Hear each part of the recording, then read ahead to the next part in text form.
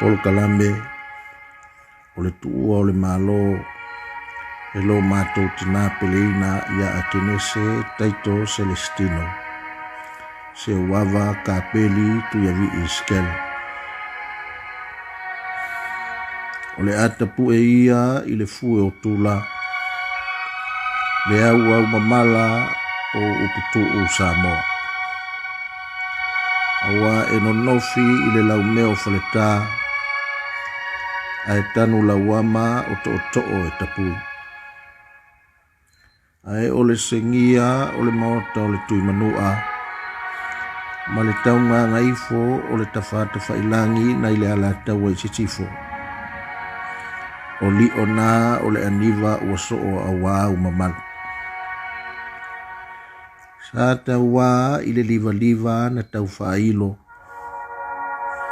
o le lii o le vasa se fanga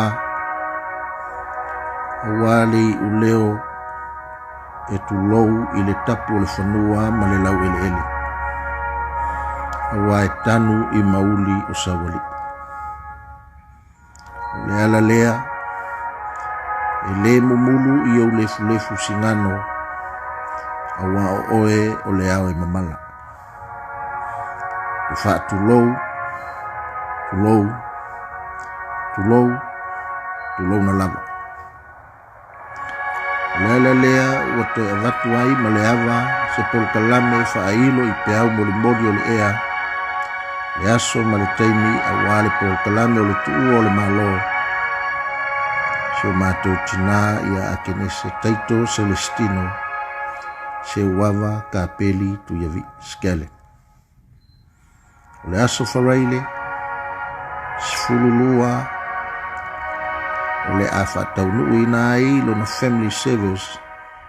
i le itulai 5 i le afiafi i le fale maliu o pau se fo pau i ulu mototua o le aso tonai sifulu malitolu a perila i le itula afa i le fa i le taiao o le a molimoli atuai i lona sa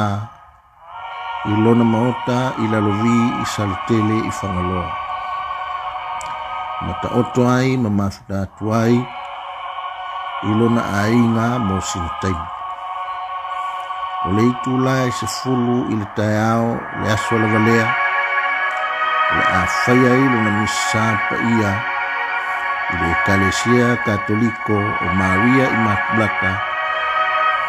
i saletele i whangaloa. A maea o na molimoli atu lea o lona tino maliu i lona olisanga tu mau i saletele malango mau ai lava manuia lau malanga